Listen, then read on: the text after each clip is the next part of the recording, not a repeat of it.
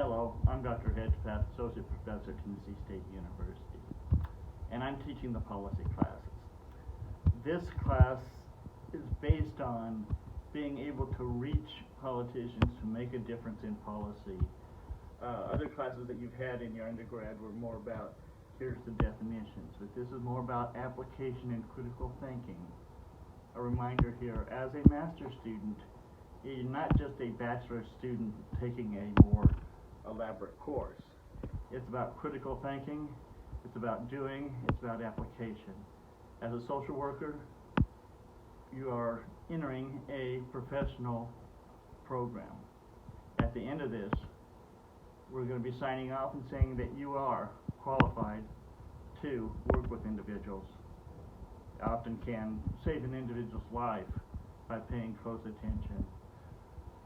This class is going to be based off the state legislature, and references to the federal and to the United Nations will be included.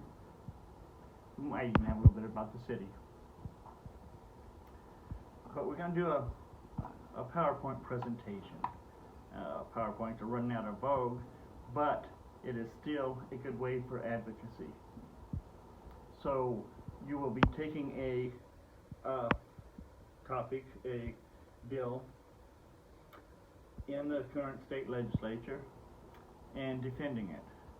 Your point in this project is to convince a state legislator or a group of state legislators to support your bill or to challenge this bill. You may not want the bill, and you might want to advocate that your representatives go against and vote no on that bill. But it's what you want. You choose one. Then we build the policy course around that experience.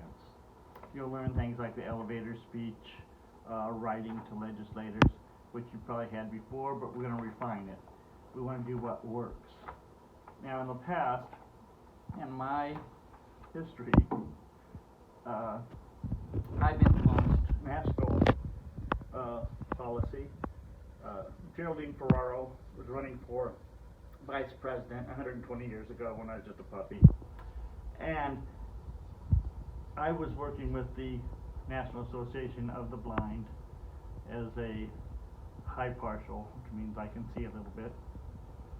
And she was coming to our conference at in Denver, the National Federation of the Blind's annual conference. And we wanted to convince her to add "and the blind" to national policy legislation and writing, so that they would say the disabled and the blind, taking ownership of being blind rather than looking at the deficit. What would you call that? The deficiency, maybe? I don't like that word, but the challenge of being blind. And as the committee chair on the policy change that we wanted, I was given like 100 pages, wherefore there are all this fancy lawyers. We had hundreds and hundreds of lawyers there. But I convinced them to put it down to like 4 or 5 pages of whereas, therefore, we, the people of the National Federation of the Blind, are voters, and we need to be given the proper dignity and representation to understand that we are fully functioning individuals. So therefore, we would like the language used in the government to reflect the disabled and the blind. And within weeks, Geraldine Ferraro had that proposal pass, and it was used for years. I think they've changed it now. But that is an important part of policy, is that you can make a difference. And there's other kinds of policy that we've been able to influence other than just walking. So I want you to pay attention to this class, and this will benefit you.